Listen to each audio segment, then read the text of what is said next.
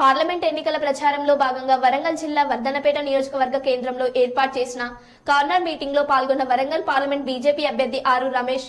ఈ సందర్భంగా ఆరూర్ రమేష్, కోలాట బృందాలు, డప్పు చప్పులతో బీజేపీ కార్యకర్తలు, మహిళలు ఘన స్వాగతం పలికారు.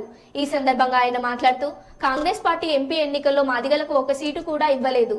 కాంగ్రెస్ పార్టీ మాదిగల పొట్ట కొడుతుంటే బీజేపీ పార్టీ ఆకలి బాధను తీరుస్తుంది. మీ అందరి ఆశీస్సులతో గెలిచి తీరుతా వర్ధన్నపేట నియోజకవర్గంకు మరింత ఆదర్శంగా తీర్చిదిద్దుతా అని అన్నారు.